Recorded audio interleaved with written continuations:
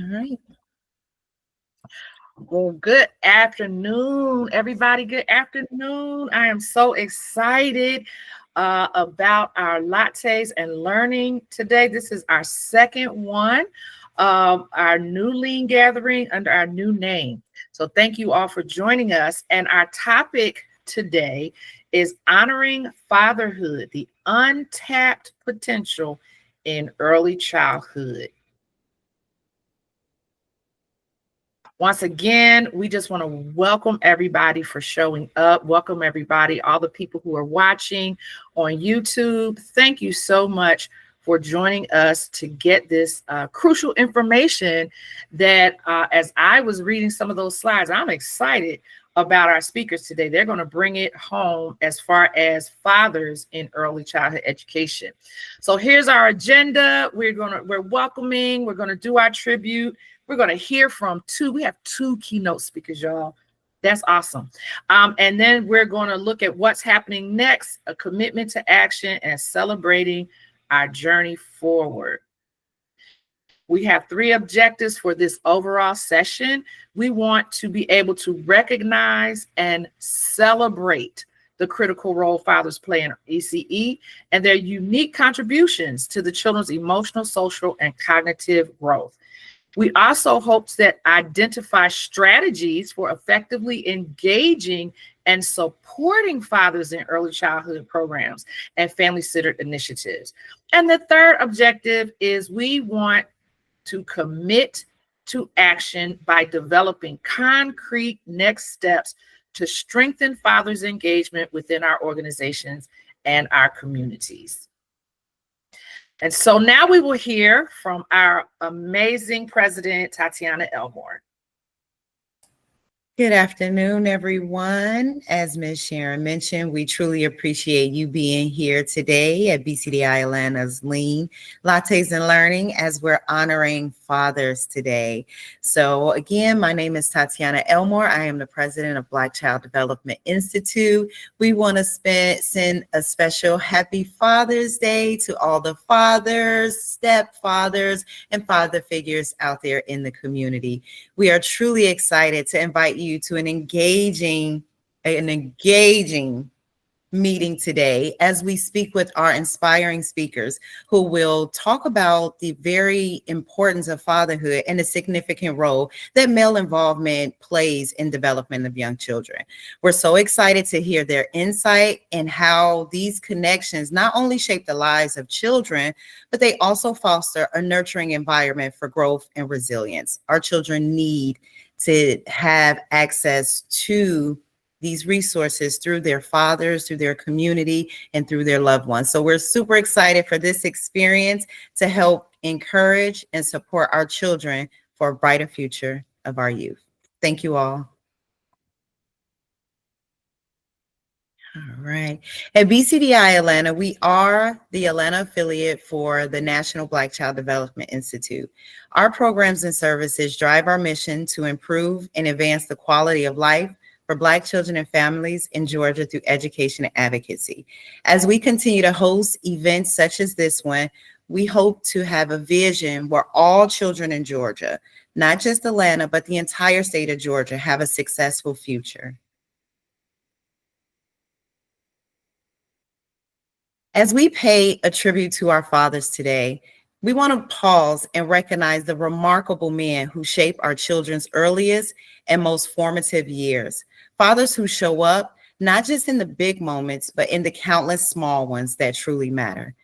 You are the dads who get down on the ground to build block towers that will inevitably fall down. We love creative experiences with our children to build together. It's not only figuratively, but it's realistic as well. Building with our children is important.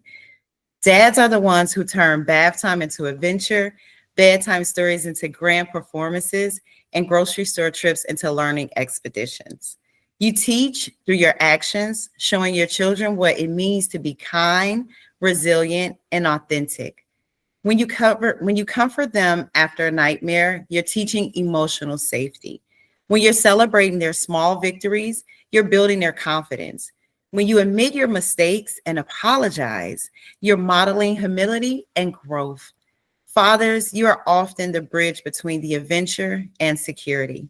You encourage your children to climb a little higher, run a little faster, dream a little bigger, all while being their safe place to land. You show them that strength can be gentle, that leadership can be collaborative, and that love can be fierce and tender. In these critical early years, your presence creates neutral pathways that will last a lifetime. Your voice becomes their inner voice and encouragement. Your belief in them becomes the foundation of their self-worth. Your love becomes the blueprint for healthy relationships. And we need healthy relationships. To the fathers who are here with us today, listening and present in this meeting, to those who we carry in our hearts, to those who who has just began this incredible journey, we see you, we honor you, and we celebrate the profound impact you have on the next generation. Thank you for showing up. Thank you for staying engaged. And thank you for understanding that being a father is just not about providing, but about nurturing the whole child. You are making a difference one moment at a time. Happy Father's Day.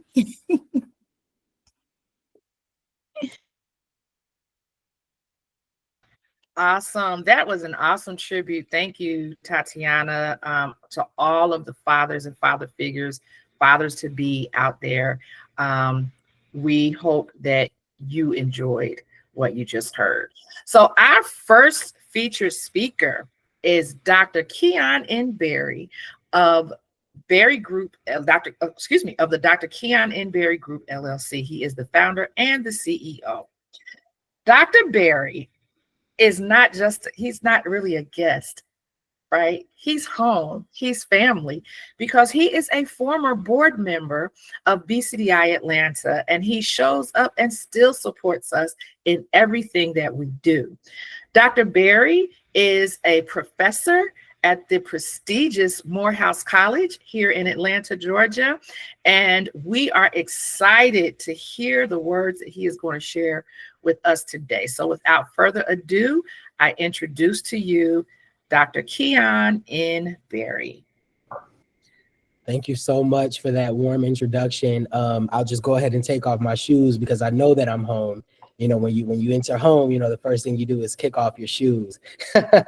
So I'm so glad to be here and to share this space. And thank you guys so much for the invite. I'm always happy and excited and grateful to be a part of all the amazing work that is BCDI underneath the leadership of your phenomenal, brilliant, innovative new president, Tatiana Elmore, and the amazing team there. Shout out to Sharon, to you, and to Ashley, and to Lubna, and the amazing team at your organization. I don't mean to take up too much time here, and it's not Sunday, so I'm not going to preach. But I am going to talk a little bit about this idea of male involvement as it relates to early childhood education. And I want to just hold space for this very important conversation because, you know, at Morehouse, I teach sociology, and we talk oftentimes about the sociological impacts today of our belief systems and how our belief systems shape our behavior. And there's a link between those things. And I want to talk about that today in this series entitled More Than a Repost or Hashtag, Reframing Black Male Involvement Through Research and Realness. So we're going to have a research-based conversation, but most importantly, we're going to have a real conversation. Next slide. Okay, so just hopping into the objectives, I believe I only have 30 minutes, but hopping into the objectives, by the end of this session, participants will be able to engage in an evidence-based, culturally grounded dialogue, right? And so we're going to center some lived experiences of Black men, educators and fathers, right? We're going to center some authentic narratives, right? But this is to deconstruct these harmful myths and stereotypes which lead to greater societal issues, okay? The second objective of this is participants will be able to analyze current research and explore systemic influences, right? And so I'm not just going to leave you out there to dry and give you these big studies. We're going to make them palatable and make them relevant to, you know, our experiences as administrators and nonprofit leaders and educators in the Georgia educational ecosystem, okay? And then lastly, we're going to reflect on our personal, organizational, and societal roles, right? Because once we're able to take accountability and responsibility, right, for, you know, Black males' participation and visibility, it'll help us to reframe and rethink about some exclusionary practices or some personal practices, right, through this equity-based lens, where we're no longer looking at Black male involvement through a deficits-based perspective, but from a strengths-based perspective. Next slide. Okay, so I want to just dive right in here. I said I would get right to the point, and I'm really big on being candid. So let's talk a little bit about stereotypes, right? And I have quotes here just based off popular culture, social media, some of the key words, phrases, and trends that you hear in our society today. So the first one I have here is Black male fathers are absent, right? Another one that we sometimes hear is Black dads don't stay around or support their children. They don't belong in childhood environments. That's for moms and women. Black men are intimidating or too rough with young children. They're very useful as disciplinarians or coaches. Men who are not heterosexual cannot be trusted around children. So I entitled this piece or this slide, Confronting Exposing Toxic Stereotypes and for this reason. These are the things, these are the thoughts, or which we call in the psychology field, limiting beliefs that stop us from allowing Black males to be more involved as parents and educators. Okay, next slide. Thank you very much. So let's get crystal clear about those stereotypes. Let's break them down. There's 6 myths that I want to expose, right? And I've penned these on my own. The first myth is the absentee father myth, right? And so we all heard of, you know, Black dads aren't there, you know, Black dads, you know, there's this pervasive stereotype that regardless of the evidence that's shown that Black dads aren't around, right? That there is no aspect of co-parenting that happens successfully at any level, right? But the data says otherwise. If you look at a CDC study, when fathers have access to their children, they're actually the most involved compared to any other race. That includes giving their children a bath. That includes being involved in extracurricular activities. And this was a federal study that came out of the CDC, right? So one of the myths we have to address is this absentee father myth, which is one of the biggest myths that you'll hear. Another one is the unreliable provider narrative, right? I think we have to take in context a lot of things that I'll break down throughout my presentation. But one of the main things is that Black women in this current state make more than Black men. And so that's something that we have to take into context when we think about this idea of an unreliable provider. Then we also have to reframe this idea of partnership in the sense that if he can't give financial capital, is there social capital that he can give? Is there character capital? So we have to think about dads as being evolving. The role of being a father is being evolving. The role of being a Black male educator or a male educator is being evolving in terms of challenging gender norms and stereotypes. And then on this slide, let's get crystal clear about gender role exclusion, right? There's this assumption that caregiving and nurturing is mutually exclusive, right? That males don't have the qualities or the nature to be able to give the emotional development and security, right? But the data says otherwise. Next slide. Thank you so much. Let's get crystal clear, part 2. Intimidation bias. We've all heard it, right? Who's that guy who, came in here, with the big beard, or, who's that, right? This aggressive or this violent, rather, image that gets painted about, men, Black men, fathers, when they do enter certain spaces. These are things that have been reported. In my dissertation, I recorded a father saying, he felt like he didn't belong because, when he advocated for his child, he was seen as a threat. And so we have to be very clear about, how we not just label people, but how we come to assumptions just based off of our first impression that only takes 3 to 5 seconds psychologically. Okay, then we have the disciplinary, stereotype. Men, black men, they're good for coaching, right? They're good for discipline. Some people like to say setting structure, right? And in some ways, while that is true, right, the skills of black men and of men in general extend far beyond being a disciplinarian, extend far beyond structure, right? And again, this goes back to attacking these gender norms. And then heteronormative distrust. This is a huge one. We've all heard it. We've all heard someone say, be careful because XYZ, referring to someone who was LGBTQIA+, right? And I want to just clarify that sexuality does not equate to ability.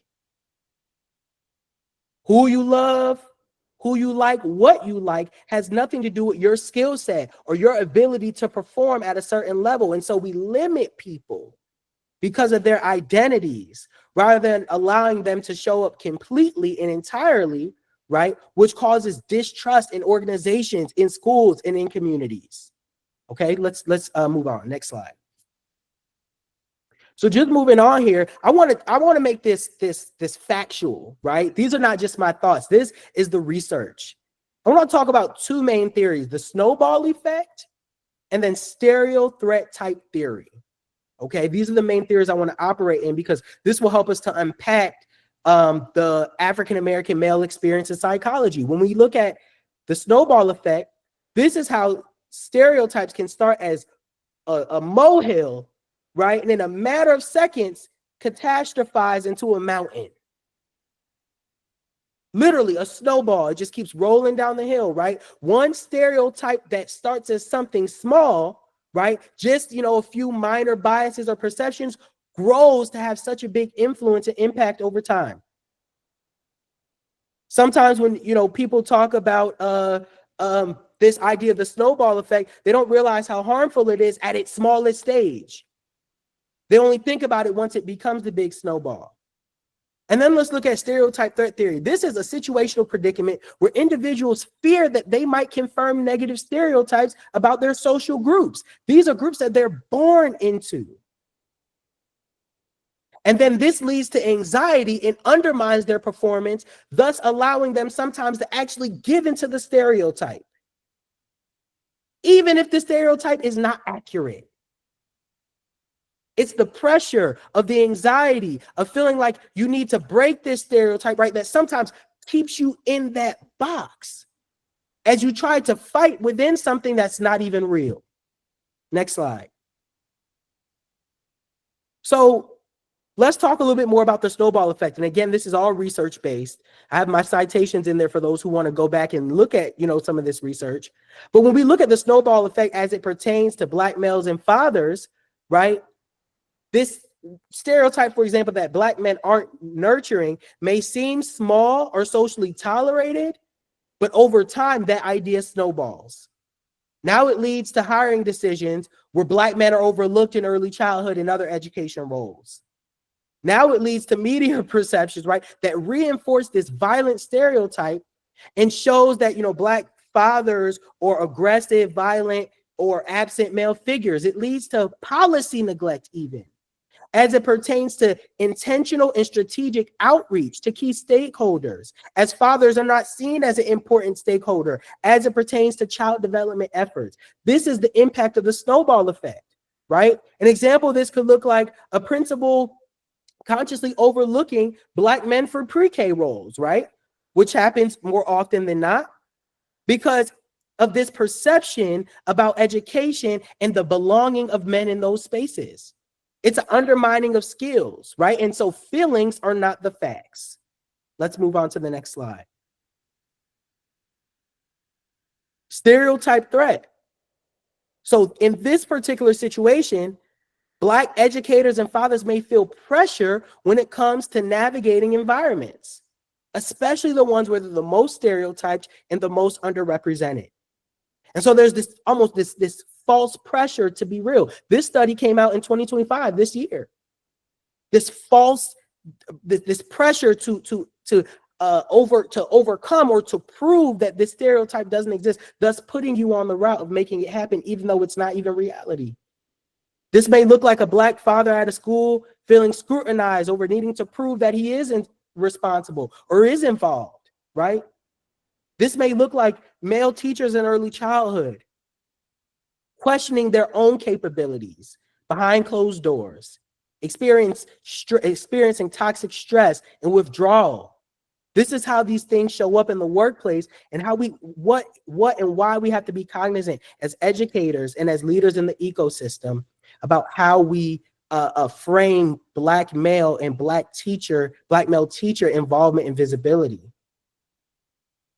For an example of this would be a Black male who avoids being nurturing in a preschool, doesn't hug kids, doesn't kiss a mic, might give him a high five, because of this perception that he can't be nurturing, or being misperceived as his behavior being inappropriate, being too much, right? Because Black men or males are not allowed to be too affectionate because of what that might mean and what implications are tied to that. And sometimes accusations are worse than the truth.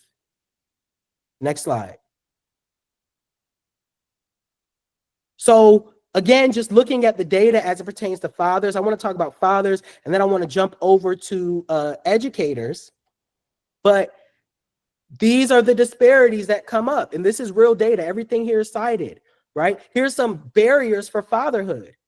Mass incarceration and criminal justice disparities. We have to call that out.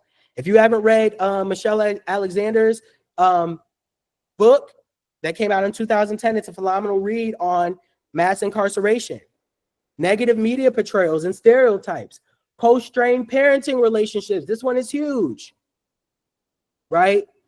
I'm earning my second PhD. It's in counseling and psychological studies. And in every situation as it pertains to marriage, it takes two to tango. It's never completely one's fault, and right? It's not, things are rarely black or white. That's why we have gray. There's a gray area in all of it, and within it, those are the parts that need to be worked out, okay?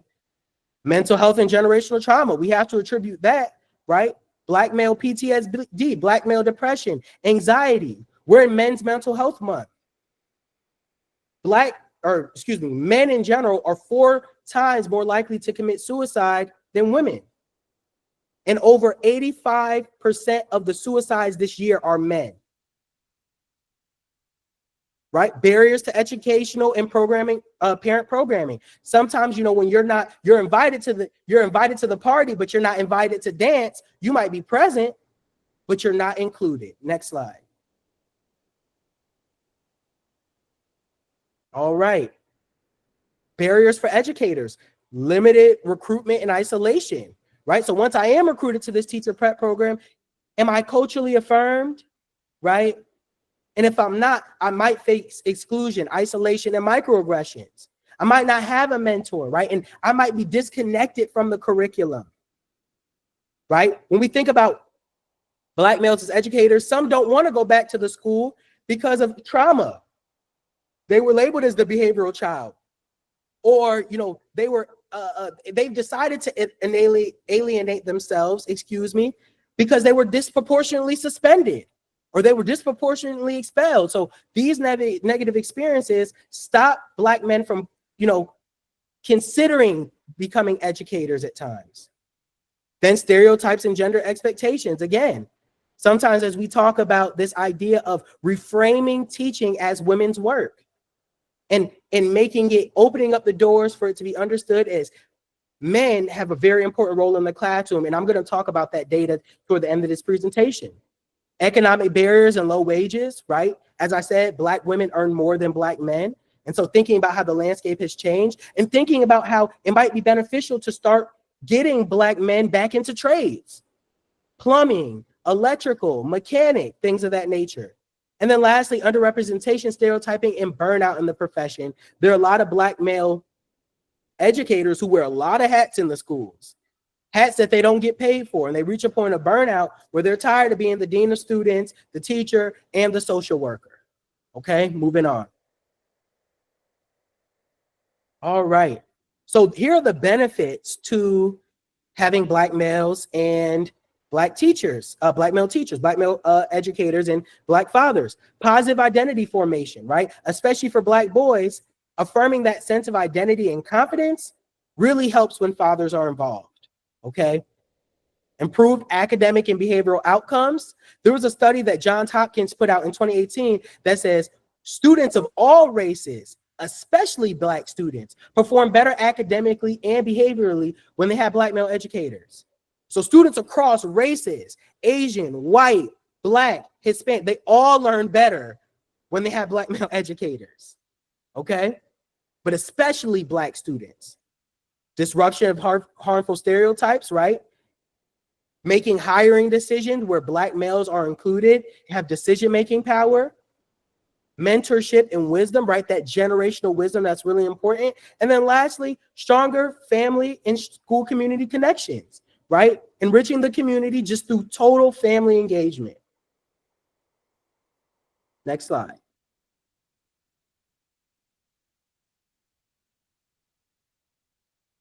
Okay, so here's some of the ways that you can help. Some of the ways that you can get involved and help with this cause. The first thing is amplify, don't speak over. Amplify, don't speak over. Create space for Black men to share their own stories and experiences. Whether it's in meetings, classrooms, or community forums, elevate their voices without trying to reinterpret or dilute their perspectives. Okay, so amplify, don't speak over. Number two, challenge stereotypes and bias, right? They say at the airport, if you see something, say something. If you see something, say something, right? Martin Luther King said, it wasn't the words of my enemies, it was the silence of my friends. So if you consider yourself an ally, interrupt casual comments. People say things, right? Interrupt assumptions or policies that reinforce harmful narratives about Black fatherhood or Black masculinity, right? And then you got to use your influence to model equity-minded language and inclusive thinking. Some aspects, particularly in education and policies, are structured around women because they are the majority of the staff members, right? But we have to think about, like, one thing that's come up recently is if you have maternal leave, also paternal leave, right? Because a father plays an integral role in that development for men as well. For children as well. And so just considering that. Number three, advocate for representation equity, right? Support hiring practices, mentoring programs, right? Organizations and initiatives that are intentional about Black men. We have to be intentional about the involvement of all parties, particularly Black male educators and fathers. And then lastly, be an ally through relationship. Build genuine, respectful relationships with Black dads and teachers. Listen and ask how you can help and show up, whether that's at events, holding initiatives, or just checking in consistently.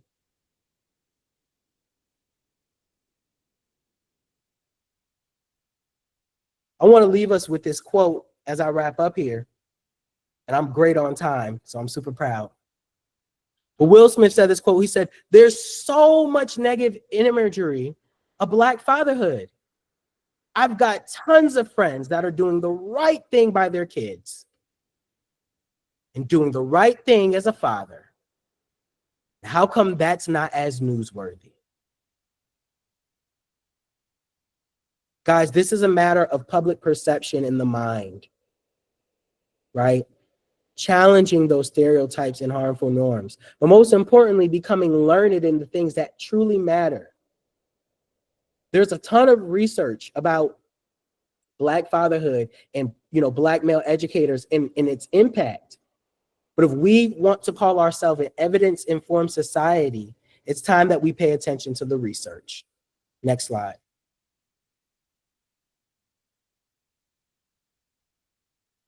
Thank you all so very much. I appreciate it this time. I'm going to yield back to you, Sharon. Yes, I see the applause coming in.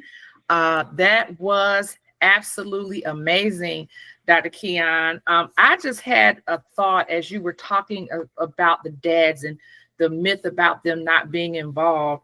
I was a parent liaison for a little bit at elementary school in Atlanta Public Schools. And the counselor and the librarian and the social worker and I used to come together and do these monthly literacy events called Pastries with Parents. So, of course, one month we decided to do muffins with moms, and then we did donuts with dads.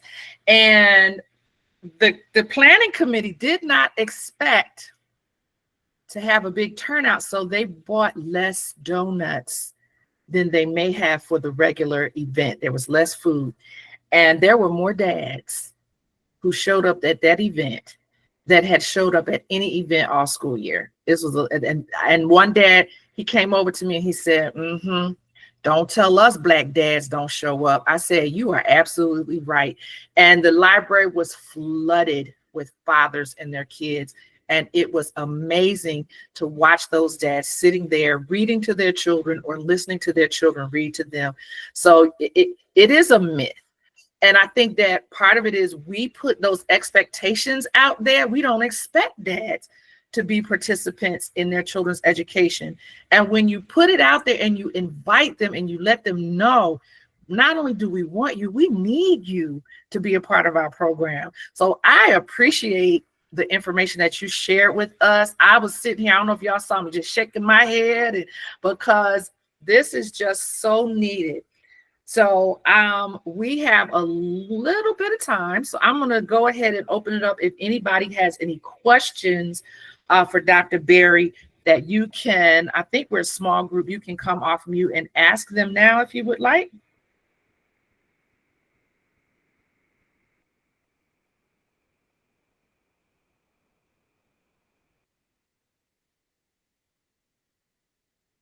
I will ask a question. And so, Dr. Berry, I know during your presentation, you mentioned about encouraging or, having more male educators in the system. How do we support that? When I worked at a center before, having the male teachers again was important. It was very impactful because these were Head Start students. So seeing a male figure, it also, you can see changes in behaviors as well.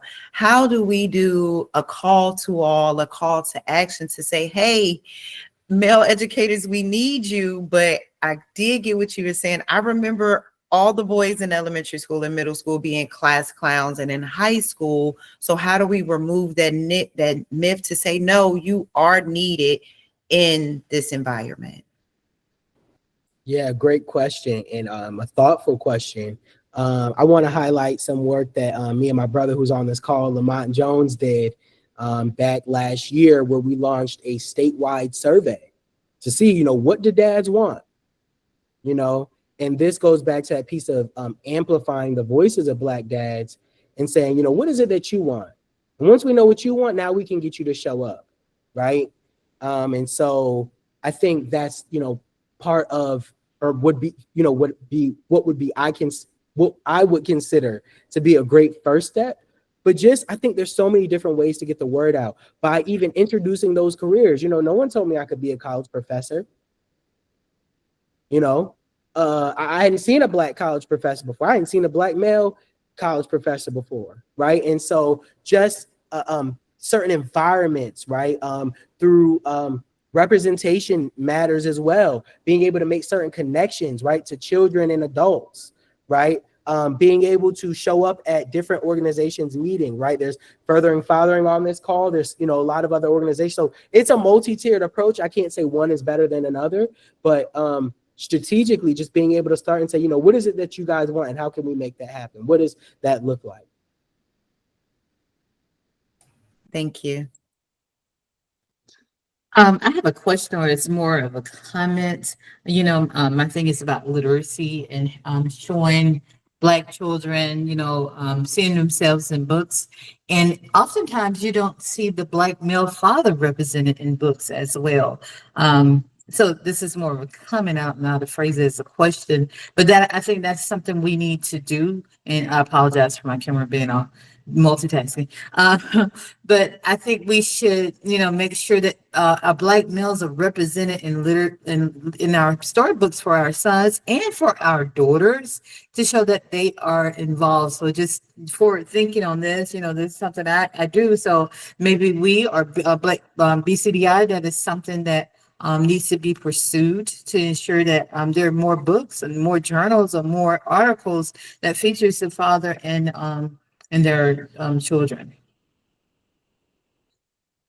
100%, I agree. And I think as it relates to the image of Black fathers, I mean, when everyone thinks of Fresh Prince of Bel-Air, you don't just think about Will, you think about Uncle Phil, right? You think about the father figure, you get what I'm saying? And so that's just an example in popular culture where, when we see fatherhood on full display, right, we're able to link fatherhood to our experiences, right, as Black people, but also reframe how we want children nowadays to view that emotional security and presence, right, that a father can provide. So yes, 100%.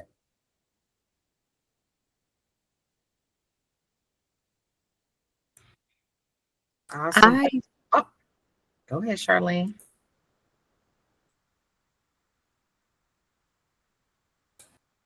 Uh-oh, Charlene, you're muted. My apologies. Dr. Berry, I was listening to you as you stated that you put out a survey asking what fathers wanted, what they needed. And so, of course, as a former center director and now in the K-12 setting, I serve in a K-2 environment. It is so important that our fathers are present, and it is so heartwarming. I listened to Sharon, and all I could do was agree when you see those fathers showing up to those events. And so sitting now in a K-2 setting and serving with parent engagement, I think it is key. And so that sparked something in me for next school term to ensure that we are surveying our fathers. We set out family engagement surveys, but I think if we could drill down and be more specific and really focus on our dads, our fathers, especially our Black fathers, to what their needs are, because they do show up. They do show up, and it is vital, and it is such a wonderful time for our children. Yes, moms show up all the time. I'm a very proud mother, but it's something about when children see their daddies show up, their papas. And so it extends beyond dads, but they do have an extended village of uncles or family friends. And so as a former classroom teacher, to see those when dads were not around for various reasons, and we all know that happens, but to see that family friend show up, or that uncle second removed show up, that's showing interest in that child's life, it makes a huge difference. So your presentation has sparked me for next school term to ensure that we drill down our surveys to be more specific to our dads. So thank you. No, thank you so much. I really appreciate that. And I'm going to be honest, we really have to take a step back and examine ourselves, right? Because it's those harmful beliefs. And I know moms want to help so much, right? But there's an aspect that a male brings or can bring, right, that can also be beneficial, right? Even in terms of brain development, they talk about in research how when children play with their dad, it releases certain hormones and chemicals, right? So that excitement actually builds their brain, right, and builds their confidence and their courage, right? And so thank you so much for sharing that and for taking this to heart and implementing it in your practice. Awesome. Well, we just want to thank Dr. Keon Berry once again for joining us and sharing. Hopefully you don't have to run. If you do, we understand, but hopefully you can hang around. So with that, we are going to go ahead and move on. And audience, thank you for those questions and comments. And we aren't done. We have yet another speaker, and we're going to skip this part. We're going to come back to that at the end. So you all make sure somebody reminds me to go back to slide 22. And so our next speaker Amen. Let me get my cheat sheet here. Our next featured speaker is Mr. Lamont Jones of Furthering Fathering, and he is the co-founder and the CEO. Lamont Jones is a native New Yorker, a proud husband of 30 years, and the father of 5 children. He is a spiritual father, author, transformational speaker, fatherhood coach, and mentor to many. As I stated, he is the co-founder of the Furthering Fathering Corporation, which was established in New York in 2013, along with his best friend, Jeremy A. Maynard, before relocating to Atlanta later that year. Lamont's prior career has also been of service. He retired from the New York City Police Department as a second grade detective. Now, I don't know much, but I do know a detective is higher up than the folks that's driving around in the cars answering calls, right? So he was up there in his service to us. The motivation and onset of positively addressing fatherhood issues and sharing his parenting experiences came at a pivotal time in his personal life. Mr. Jones seeks to parent intentionally against the pull of peer pressure and the culture. Lamont co-facilitates monthly fatherhood workshops where fathers are honored, encouraged, held accountable, reconcile issues and relationships through training. He is the co-author of the book, The Fatherhood Mandate, 3 curricula, Getting to the Heart of Fathers, Dad's Life Plan, and Project Love, Leading the Legacy, as well as a free ebook download, The 7 M's of Effective Fatherhood. Former New York City Mayor Michael Bloomberg honored Lamont with the New York City Dads Matters 2013 award on June 13. He was among 10 recipients selected out of several hundred fathers submitted. That's big, y'all. He was one of the top 10%. Well, more than that, because hundreds, right? Let's see.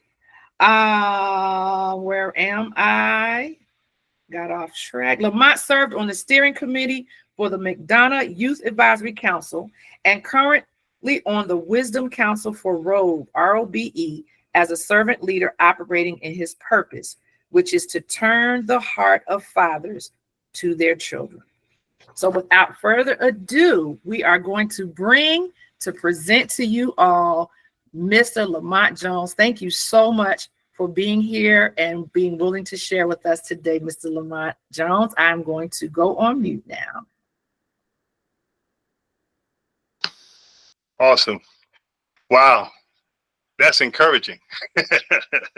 Well, thank you, Sharon, for the warm welcome. Thank you, Tatiana, for allowing me to be here and just share some tools and tips to just raise the awareness. Again, we talking fatherhood around Father's Day, and I'm just grateful to be here, really.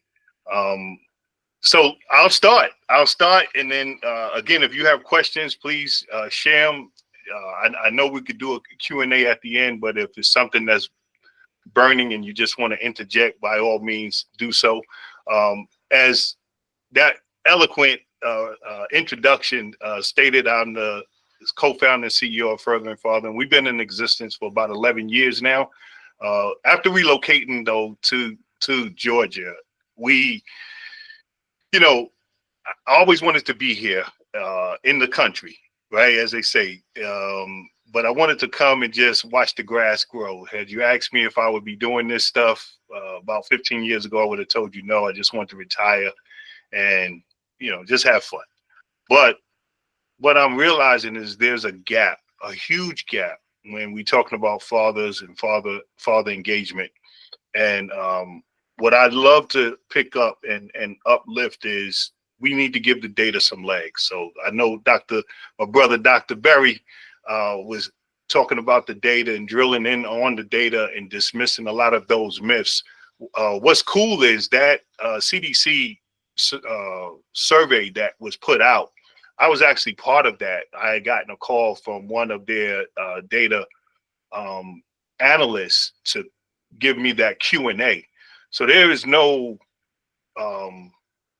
we need to really debunk that. Like, our Black and brown dads, we show up. And Sharon, thank you for lifting that up, how the school didn't properly prepare, thinking that the dads wasn't going to show up, but they did. Because I've yet to meet a dad that said, I want my child to poorly do well in school, poorly do under deliver in school. I want my child to fail. I've yet to meet a dad that said that.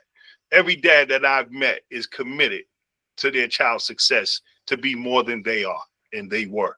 So thank you for lifting that up. What I want to share with you today is what we've been doing in the school system, what we've been doing to encourage our parents to stay connected. A simple card that we've put together that just highlight what that data is talking about, but it also gives 7 action items to our fathers and father figures, because I have to lift up our father figures. I was in 3rd grade. That was the last time I saw my dad during my educational journey. He bought me some sneakers. I still could smell that leather. I know what that leather smells like. And not having that dad, I knew that something was missing. But there were some incredible father figures. There was a janitor at the elementary school. There was a counselor in my middle school. There was a Caucasian gym teacher in high school. So again, they will come alongside and they are there to just let you know you're not on this journey by yourself, and they just want to uplift you. So without further ado, we can go through this presentation. I see Dr. Berry is dropping the link to that survey, and that's great, Dr. Berry. I think that's something that we're going to continue to move, because I know it was lifted up. How can we engage?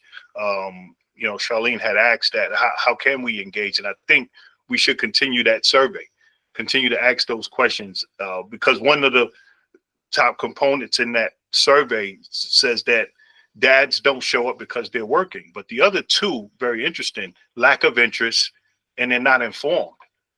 So we have to continue to put a support system in place intentionally to let dads know that you're welcome here.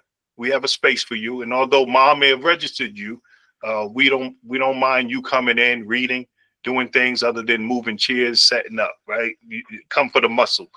And we have to let them know, by the way, you contribute to your child's academic success, and here's how. So that's fantastic. So am I controlling the PowerPoint, or is that you, Sharon? I got it. Oh, okay. So I'll just say next slide, and we'll continue to move. That's fine. Okay. We could jump right on in. So these are the components that. This is what the data says, but we want to put the data to work. Again, we want to give the data some legs. So let's throw the myths out the window. Our dads are showing up. They contribute positively to the child's education. Again, the playing around, that does help. And I have a fantastic story. I have 4 boys, 1 girl. I played ball with my boys, threw the ball around. But it was my daughter that changed things. She wanted me to have tea with her, paint her nails, but she demanded me to read to her. She would jump in my lap and ask me to read to her. So, I take all of this like, hey, I help my child because she's the only one now graduating Clayton State to go get her master's, right? I take the credit, but I'm taking the credit by default. I had no idea that reading with her 10 minutes a day, 15 minutes a day, whenever she asked, she would jump in my lap, and then it continued. So it works. And I share this with the dads, like, are you doing this? Like, man, I didn't know that. Yeah. It also helps their cognitive and language development. Definitely the emotional intelligence and self-esteem. there's something about dad showing up that makes the child chest come out, because they know that that's their protector in one setting, but it also lets them know that I have this male with me that I truly love, and if he came to school, then he must love school like I should love school. It's a connection that they automatically makes, and it contributes to their success. So it definitely, we always know we're gonna call dad when there's an issue, right? But we as dads, we teach our children also how to cope and how to solve problems different than the way mom approaches. They look for us to be the calm, cool collective, but they also know that we're going to do something to make things better. My daughter, when she's in the 3rd grade, every time we would drop her off, 20 minutes later, we would have to go pick her up.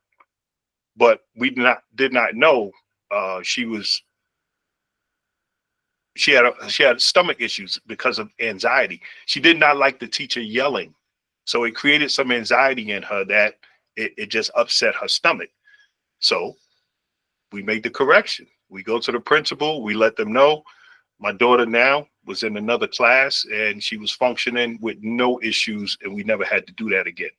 So we always say that connection, that strong parent-child bond, yes, again, we did it. I've done it, and I know there's plenty other dads that are doing it. So it works. And it also, again, attributes to the long-term academic and life success. We can hit the next slide.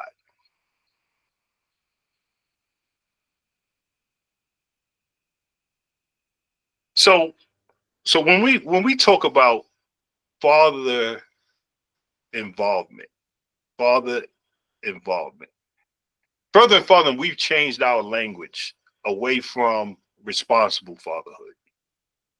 We felt responsible could be subjective, right? Think about it. If I'm paying the bills, I give you a roof over your head, I'm being responsible to make sure that you have these tangible things.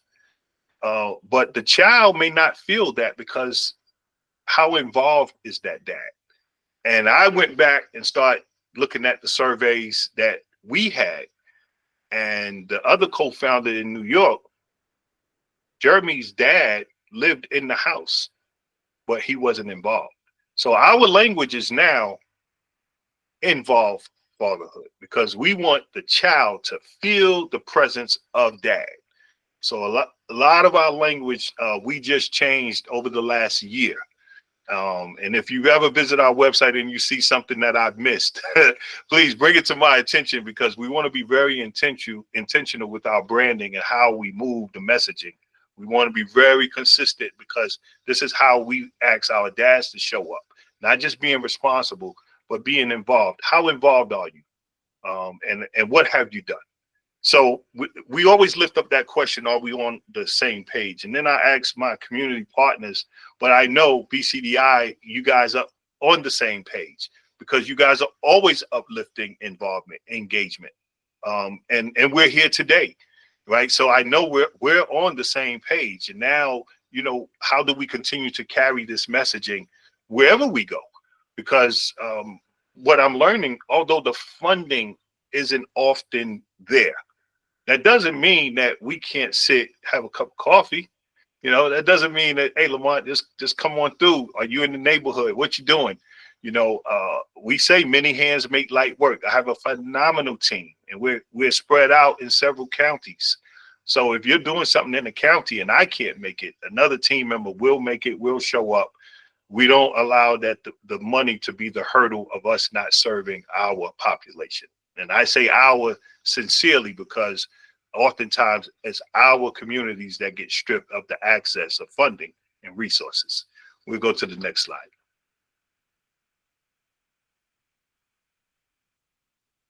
So Dr. Berry, I'm gonna just tiptoe on this. I mentioned it, but I just, I want to highlight this, and Dr. Berry, he that's my brother there, man.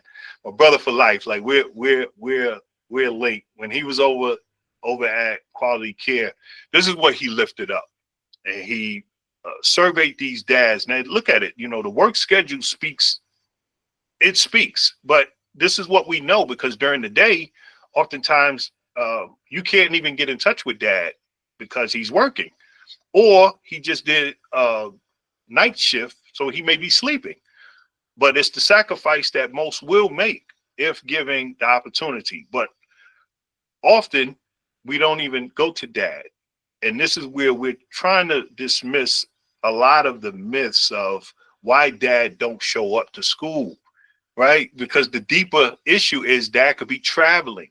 Dad is working. He's involved in the child's life, but he's working. He's traveling. He's doing other things, but him and mom may split those responsibilities. But that doesn't mean that he's not love his child, and he's not involved in the education of the child. And then, like I said, the other two was the lack of interest and lack of awareness and opportunities. But here's what else is interesting, and I just want to lift this up because we're talking here at BCDI. You know, what are those cultural expectations? What are they? So I had the experience of doing some work with our Latino population for the very first time. In fact, we just finished with them. Their cultural experience is totally, I won't say different, but they have some cultural expectations that dad just, he doesn't plug into this. And I was like, no, we need dad to plug into this because this makes your job that much easier. So that was a lot of back and forth. But again, we're giving the data some legs. I'm like, look, this is what it says. It's not my theory. This is what the data says. So if you can, please. And the great thing was we had one of the families, one out of the 5 Latino families, bring their husband to the celebration, which we were able to talk to him about. But what about the cultural expectations of our Black fathers? You know, what does that look like? Because it has shifted. So if I was in a position and my wife made more than me and I had to be a stay-at-home dad, right? Now you have all over different cities, the stroller dads. They get together, they meet up, right? This cultural expectation now has shifted, that dad now has a collaborative accountability network that they share things, whether it's changing diapers, dealing with children with illnesses, whatever that is, they now have it. We didn't have that before, but it's there. My cousin, he just had a son. He was on Good Morning America with the stroller dads up there in New York. And I said, man, cuz this is beautiful, because you still want to create the safe space for dads. And in our learning systems, we also want to lift that up. What does that look like? So I love to come in and, you know, sometimes I get labeled as the bad guy, but I'm going to talk about the biases that educators bring unknowingly. Think about it. You know, if you had a relationship and that shifts into your professionalism, I'm going to lift that up. And then let's see if we could work on, you know, you just staying cool, calm, collective. All right. I'll put a pin in that. We'll come back to that in the Q&A. Well, I just want to share what I have for you today. I'm ready. So think about this. 71% of the high school dropouts are due to fatherlessness involvement. 71%. So if you think about, so you wonder, why is that? Because there's a huge gap. And I'm gonna show it a little later, but I'm gonna show you where the gap starts getting wider and wider and wider. And most of it is contributed to systems. Dads haven't been accepted into these systems. There's not a lot of support for dads in these systems. So they feel like they're detached, right? And every dad will let you know, I'm not going anywhere, I'm not celebrated, right? They will push through wherever they need to be tolerated, especially if they're fighting for their baby girl or baby boy. But if they're not celebrated, if they're not there's no warm and welcome atmosphere for them, trust me, they would rather not go than have that feeling, that uncomfortable feeling. Thank you, Sharon. I see the hearts. I see the hearts. All right, we're going to the next one. So let's lift this up. Let's lift this up also. Let's dismiss a lot of those myths. Now, when dad's involved, look at that. They're more likely, 46% more likely to get them A's. So you thinking, wait, if it's 71% for the dropout, dad's not being involved, but 46% to get A's, then there's a big gap there. It sure is. It sure is. And that's why we're campaigning all the time to have monthly meetings in the school just for dads. There's a lot that goes on with the dad just being present, and they're 33% less likely to repeat a grade. So the whole truancy component can be combated if we were intentional, but we overwork the counselor. So instead of us bringing in something that can be used in a positive way, we now ask for funds for an additional counselor because truancy has now went up. We're working backwards, and we're working harder and not smarter. So, and 70% engage in substance abuse and are less likely to engage in substance abuse. And then there's also more where our baby girls are less likely to become promiscuous. Our gentlemen more likely to go get into prison and not graduate because of the lack of a male involved. And again, it doesn't have to be dad. It could be the father figure. So I love the fact that even Dr. Berry, you know, he's in Morehouse, he's seeing these brothers every day.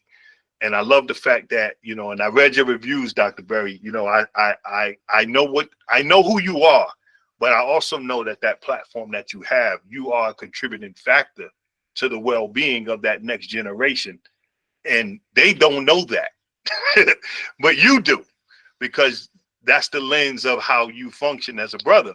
But they have no clue that you're contributing to the well-being of their child, whether they're born or unborn at this time. We'll go to the next slide. So here I want to lift up. Okay, we talked about the gap. You can go to the next one because we're gonna put the pin on the gap. But this is where we highlight, and this is the survey that I was a part of. So look at that. That's us. That's us.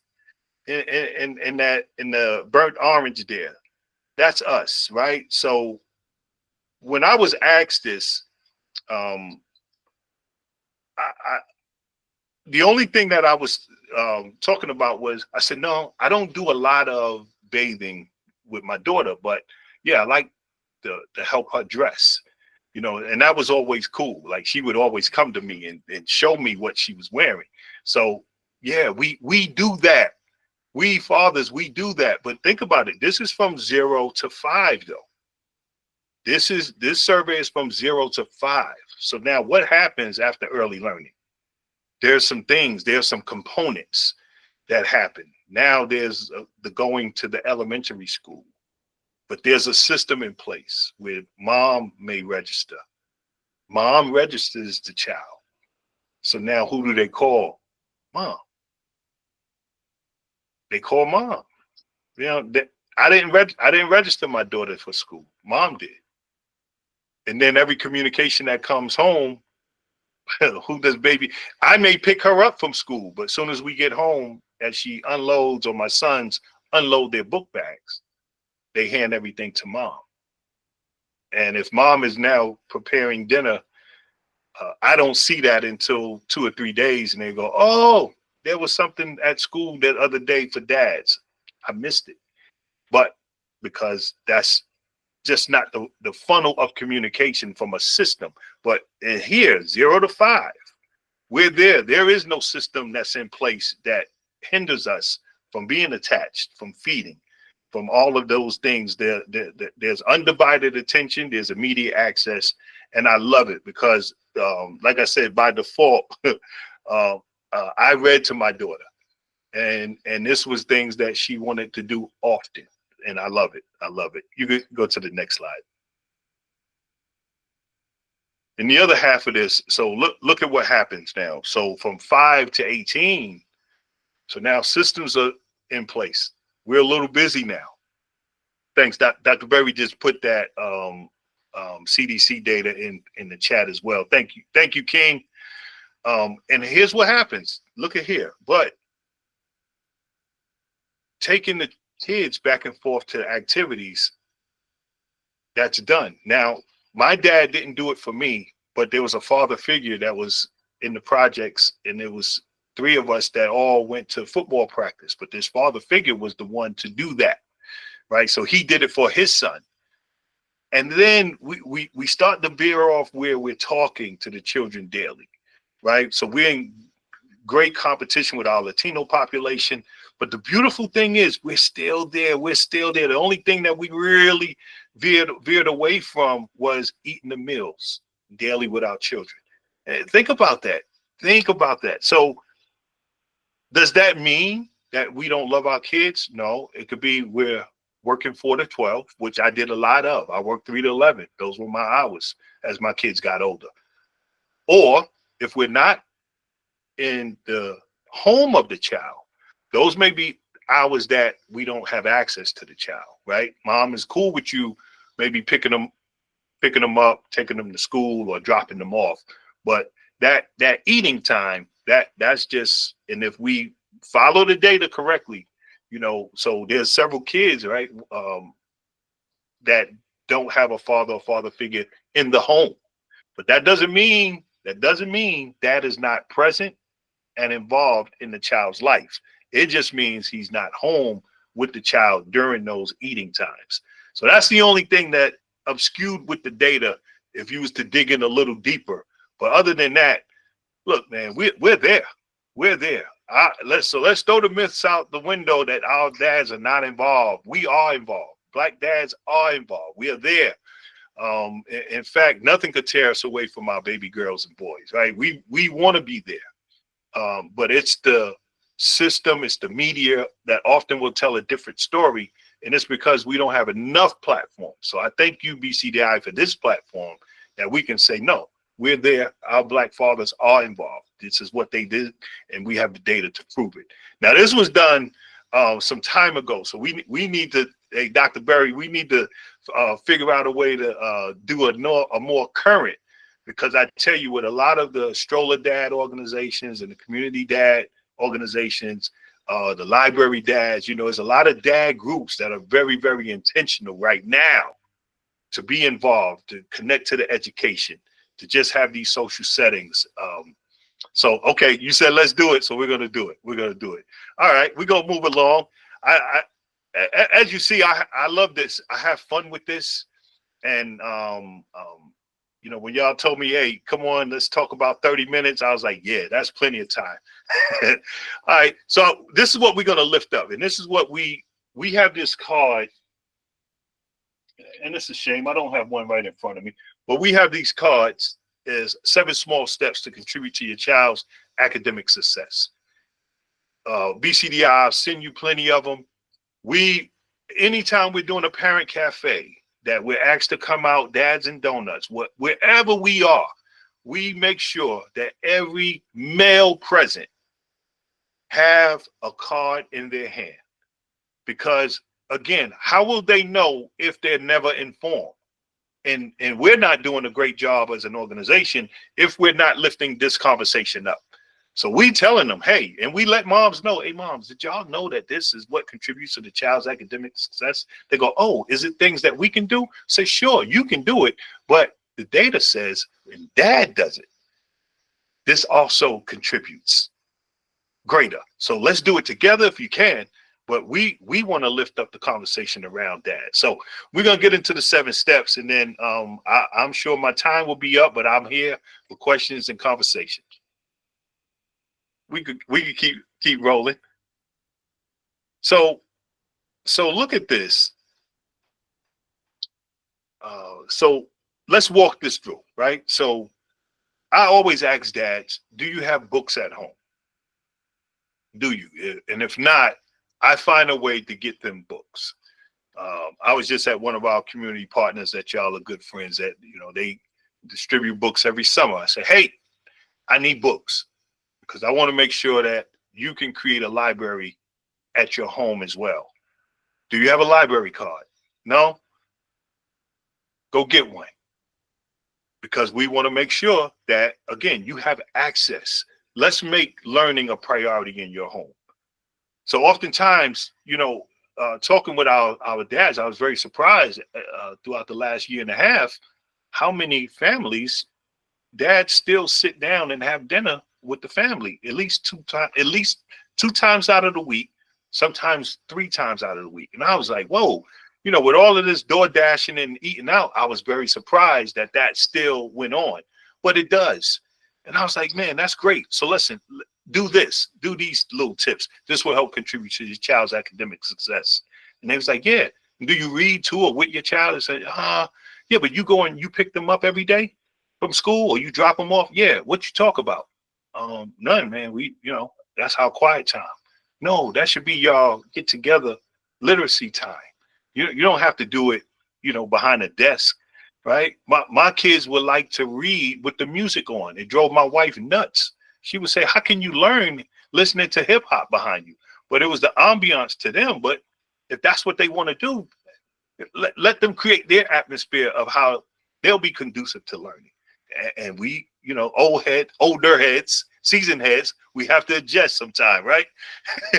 And then what I love is number 3, ask teachers how they would like to communicate with you. I tell the story all the time. I got the call from my son's math teacher to tell me that he was failing math. I said, oh man, what can we do? He said, oh, Mr. Jones, I'm sorry, but next week I put my grade in. There's nothing we could do right now. What? Why you didn't call me then to give me a warning? There was no warning. I don't have time. And he was frank. He said, I don't have time. I got about 30 students. I don't have time to call every parent. I was like, I had to eat that, right? My son wound up going to summer school that year. But I remember now I have access. So I create conversation now. How do you do that with the teacher? And I love it because our dads say most of the time they don't mind us texting them. So, okay, text them. So they give them the Google Voice number and they text them, and that's fine. And I let them know to attend the school events. Most of them are doing it because that's where we meet them. We meet them at the Dads and Donuts or a Dad's Take Your Child to School event. So that's fine. And next slide. So again, this is doable, right? So I talked about the commute, make the connection. They do eat meals together. And here's what I do lift up.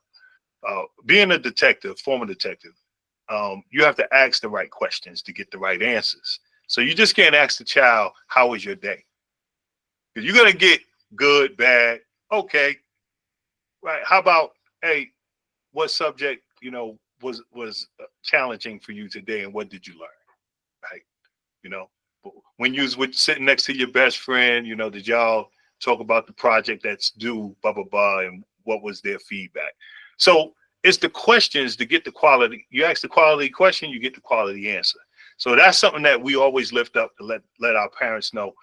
Just it's the approach, but you're gonna get out what you put in. But if you don't know, you don't know. And then what I love here is number 7. We let our parents know. Definitely seek the support. Oftentimes, that's one of the hardest things because as parents, you feel like you let your child down, especially us Black fathers that can't be at every school function. You feel like you really let your child down. And now if they need tutoring, you try to do that because you're a little embarrassed because it's like, why do my kid need tutoring? Why do I have to do an IEP? What is an IEP? Does it mean my child is dumb? All the stigmas. So we help them dismiss a lot of that myths. It's not that. It's just that often, there's different ways that our children learn. Some are not comprehensive learners. Some are kinetic. Some need to touch it. Some need to see it. Some need to hear it. There's different ways. And then it's like, and then I ask always, what's the best way that you communicate or learn? Are you a reader? It's like, no, man, I'm a hands-on type of guy. I said, more than likely your child is the same way. But if it's communicated and if it's done in a loving way, now they understand like, oh, I didn't know that. Yeah. So we lift up the data, we give it legs, and we give these 7 small steps. And when the dads read this, they go, man, I'm literally doing half of these, but I wasn't intentional. And I let them know. Then that's when I put it all out there. I said, well, I succeeded by default as well. My daughter's graduating with a master's from college. She was the only one that jumped in my lap, wanted me to read to her. So, brother, at least now you got a head start and you could be more intentional doing it. All right. So that next slide, and then I know my time is up, but I just want to stay, let's stay connected. And I want to thank you all for this time. My information is here. I think I have the easiest cell phone number in the world. 646-643-40 at the end.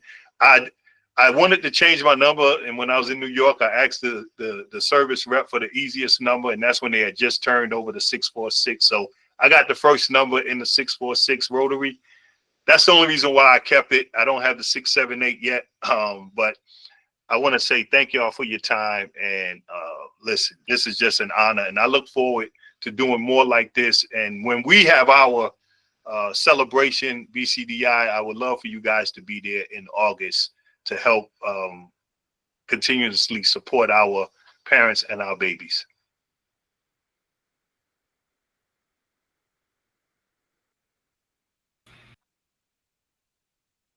Awesome. Look at all the love. It's been coming in ever since you got started. Nothing but love for both of our speakers, both you, Lamont, and Dr. Berry. This has been wonderful. I can't wait to get feedback from all the folks who are going to watch the replay. We do this in the middle of the day for our folks, but amazing. So I just want to open up. We do have some time because you were amazing with that. You right on time. We do have some time for questions. If anyone has a question or maybe want to share something or comment with Mr. Lamont. I do have a question, and Lamont, that's my brother from another mother. We've been connected since the first time I've met him. Being a part of BCDI is where we were introduced, but he's amazing in the community. And as he mentioned, you are an author, as well as Dr. Berry, you're an author as well, and Dr. Sheila Thomas, she's an author.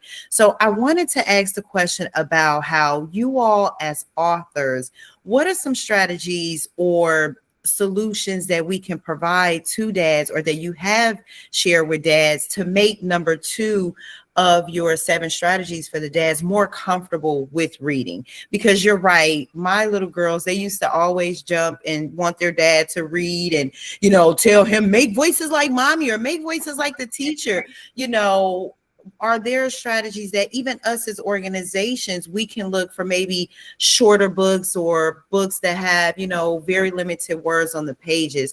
What are some ways that we can encourage them to embrace the love of reading? So it's default where the child is coming and they're not like, no, dad's watching TV or dad is doing this, but it's more welcoming because they feel comfortable reading a story to their child. So I guess it's for both of you. No, I love it. And I know Dr. Berry, you got more of the research behind you, but I always tell the dads, read what you love. It doesn't matter. Read what you love. If you love motorcycles, then read them a caption of the motorcycle book. But read what you love reading. It's a conversation. It's really just a comprehensive conversation. So I look at it that way. I had no idea though. And my daughter would bring me the same 2 books, but that's neither here nor there. But she brought me what she wanted to hear. But I as she got older, we would always go to Barnes and Nobles, and I realized that she didn't mind hearing what I was reading. It was just the fact that we were spending that time together. And I think if the child is coming, I say it all the time. Fold down your laptop. Really, they only want to unload. Their attention span is 5 minutes. If you can start what you're doing for 5 minutes, read what you love to them. That's my take on it. But how you feel with that, Dr. B? Man, we are brothers for sure, because you took it right out of my head. It didn't even get to come out of my mouth. But no, man, legitimately, everything that, like, literally, you took everything I was going to say. You know, I will add that reading, so let's take a step back. Learning and the passing of knowledge is a sacred and intimate African-American tradition. Come on. Come on. Come on. So when we talk about this passing of knowledge, right, which turns into passing the torch, you know, nowadays literacy has been lost, but I know many of you on this call can remember when your grandparents would read the newspaper to you, right? Or they would, you know, that it's been lost over time. And so to Lamont's point, a key element in this for fathers is making it a choice. Yeah. We can play outside. I can paint your nails. Right? To Lamont's point, he literally took this from my mind. The attention span is only so long. So can we just, before we engage in the nail painting, the playing, the right, can we read a book for 5 minutes? Right? And then to Lamont's exact point, he got this, you know, head on. Dads, because this knowledge passing is so intimate and sacred, now what I want to make sure that I do is I want to make sure I'm finding literature that I like to pass to you. Right? I'm identifying the knowledge that I want to pass. I'm identifying the memories that I want to pass, right? And so that builds connection, it builds engagement, and it builds relationship. Hey, Doc, can I put this out there since we here? BCDI, we have a literacy program that's designed specifically actually what you just said, Tatiana, right? But it's the child interviewing dad. And then we help them publish a book. I would offer, if we can get 5 dads through BCDI, that we could take them through Literacy Legacy, and we could do it virtually. We don't even have to leave the comfort of our home. We could do it virtually. That we would actually walk the child through what those questions are. They get to interview dad, and now we help them pull all of that information together. And now, and Dr. B, I love what you just said, man. It's something about our family heritage that we've lost along the way, right? We don't talk often. We don't share those rituals, but I've given my kids the blessing. I've given my daughter the blessing when she turned 13, my sons when they turned their teens and 16. I've done that. So I want us to now do something that contributes to the family's legacy. So we do that, which we call Literacy Legacy. They interview them. And again, a lot of our older dads have beepers. Our kids have no idea what a pager looks like, Motorola, none of that. But it's funny when they start going, what is that? And now they never knew dad was interesting. So to them, dad now becomes interesting that they never thought of, because every time he comes home, he's tired, beat up, you know, and he has very little to contribute to the family emotionally. So we just think it's a great component to actually level that gap. So when that slide came up, what's the gap? Often the gap is dad is tired. And hold me to that. If you want to do that in 2025, let's go. All we need is 5 dads. And Lamont, you know, to your point, we, you know, because this is my generation, I really want to speak about this Generation Z and onward. If you notice, we're big on instantaneous. We're big on fast, right? We want microwave collard greens. Okay. But we forgot the model, right? If you want to go fast, go alone. But if you want to go far, you got to go together. There's something about going slow that going fast can't teach you. All right. It's not Sunday. I'm going to step down. It's not Sunday. I'm going to stop. Well, thank you both for answering my question. I really appreciate that. And we would definitely like to work together to put that out to our community, because again, that would support the question that Dr. Sheila Thomas mentioned about the importance of literacy, but making sure that the fathers have books that they feel comfortable reading. They're reading. Now they may read a book from a fellow who has been in this group with them for quite some time. So I love that initiative. Thank you for sharing that. You're welcome. You're welcome. Any other questions? I have a question, Lamont. Your presentation was thorough and it was thoughtful. Okay. Thank And I love how you integrated the data. I want to ask you a question about male professionals. I talked a little bit about male educators and we know administrators and things of that nature. How can they better advocate for themselves as fathers in the workplace? Not just if they have a child, but also for their perspective to actually be valued. Because if you notice in education, particularly early childhood, oftentimes things might be structured around how women view this idea of to nurture and develop a child, right? So men get left out of that conversation. So how might men advocate for themselves and say, hey, look, I am a dad. Here's my need. I need to take paternal, right? Or, hey, I'm a dad. I think yes, but no, right? In a way that's professional, in a way that they can effectively be heard. Man, that's the $1,000,000 question, to be honest.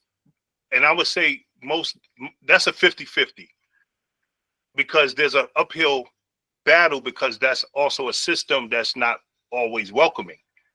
Some don't have the fight in them. To be honest, they don't have the fight. And I've been around professionals and dads at this moment that have left those spaces because they tired of fighting. And then we also have to deal with, but I'm gonna end on the positive. And then we also have to deal with the ones that's just there for the check. They that ain't my child, but you're a father figure. Your presence means a lot.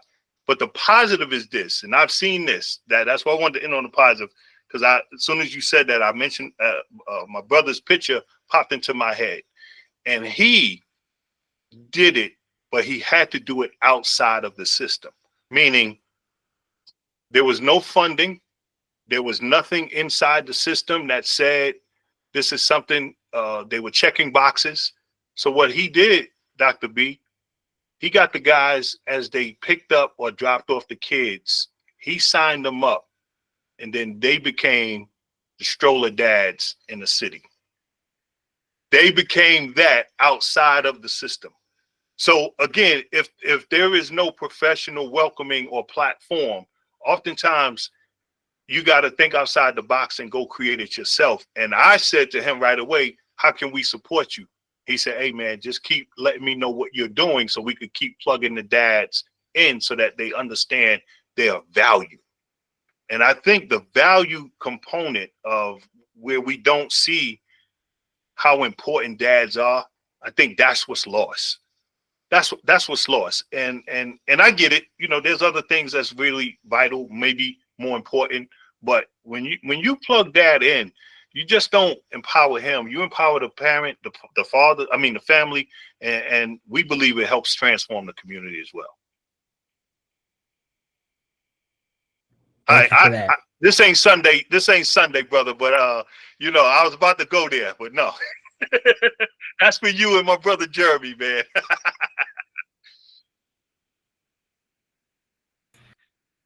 Awesome.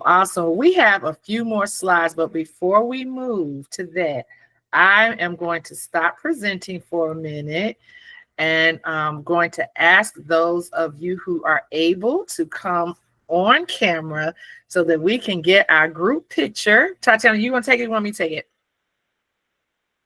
It doesn't matter. I just need to know. Okay, I'll capture it. Okay. No, you capture it because you'll upload it faster than I will.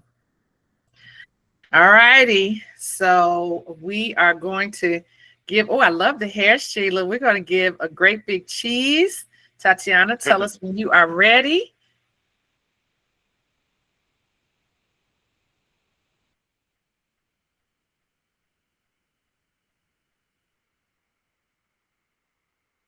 You're muted.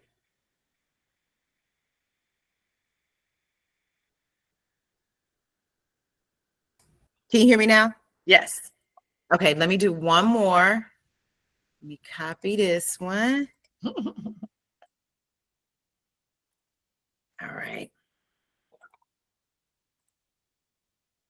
All right, 1, 2, 3.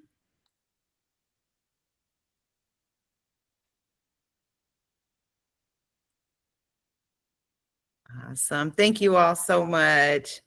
Awesome. Awesome. If you all will hang in there with us for just a few more minutes. And as I said, this is you know, it wasn't me. Y'all know, because I don't make the decisions. We know who really makes the decisions for us, right?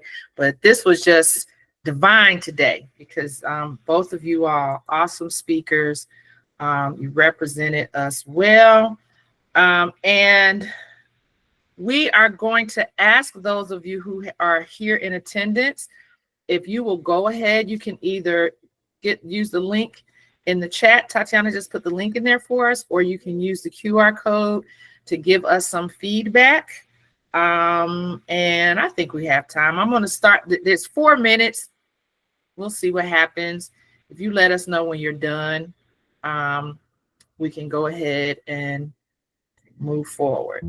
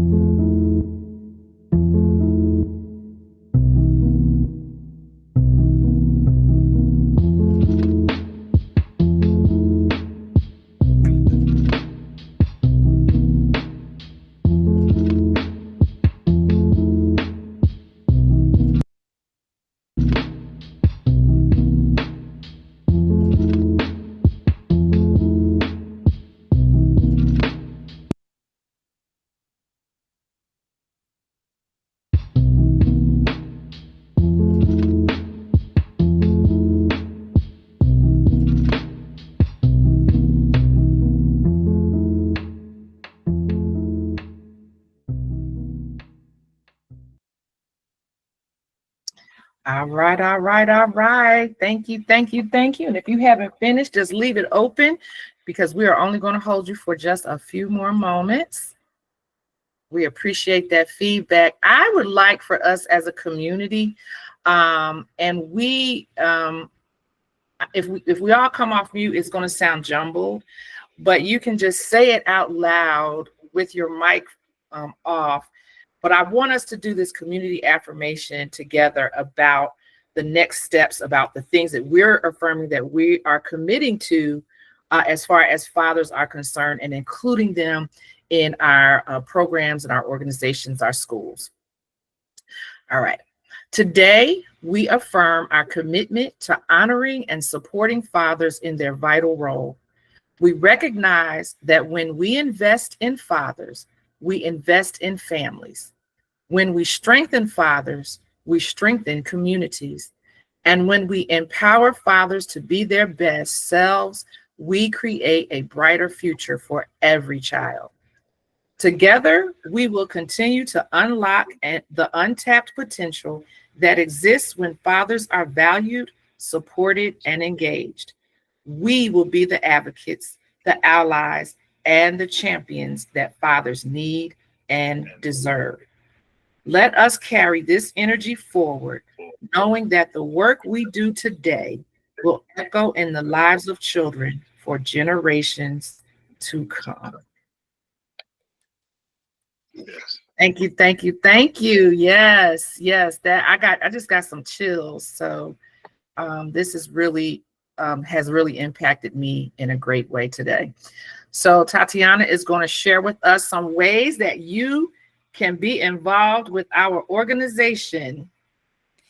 Thank you all so much for being here. We're super excited about the information that was shared at BCDI-Atlanta. You know, we stay busy. We like to be engaged in the community. We do have our upcoming Family Literacy Night on July 12th. I'm going to put the links in the chat once I'm done speaking, so you can register. We are partners with the Mayor Summer Reading Club. So this year we have a great partnership with DH Elevation, where we will have teen girls reading the books to recording the books for us to have in our future portal of literacy tools. We also have an opportunity for our Expand ECE fellowships. We are opening the applications to bring on new fellows to join us with two of our dynamic coaches on the call. Our Expand ECE program provides coaches to educators that are going back to school to receive their associate's and bachelor's degree.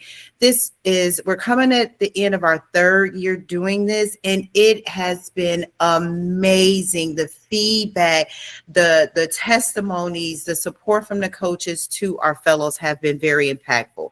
Our goal is to make sure that our children are provided in an environment where they have quality teachers that have those credentials. So please stay tuned to our website for update events.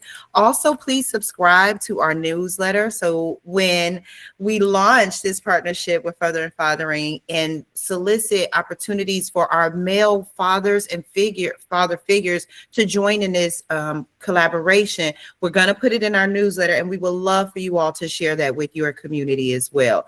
BCDI-Atlanta is also a membership-based organization.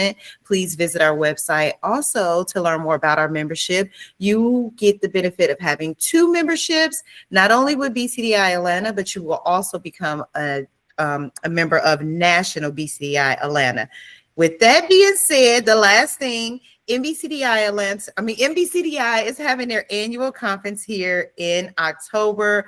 We're super excited to have our national office be here in our city. So stay tuned for more information, more events. So please subscribe to our newsletter so you can be in the loop and a part of what we're doing in our future. One last thing, we are looking for partners to support our Read to Succeed efforts. And that initiative includes purchasing low-cost books, partnering with child care centers, providing training for educators, but also participation with parent workshops. So we'll be reaching out to guest speakers to support those workshops, but also looking for resources when it comes to gently used books, new books, or discounted books. So we will continue to share those things in our newsletters, but on our social media as well. A lot going on. So much going on. But it's all good. Again, thank you all so much for being here today. Your time is very valuable, especially on a Friday. For Father's Day weekend, we want to celebrate our fathers, our father figures, and show them the love that they truly deserve. Thank you all again. These are the ways that you can contact us. Never hesitate to reach out. We are here because of the community, but just like that survey, if we don't know what the community needs, we're not going to be able to provide. So please continue to share who we are, what we do, and let the community know that we're here to support them. And thank you all so much. Enjoy the rest of your weekend, or in your weekend. Thank you. Thank you. Thank you. Thank you, everyone.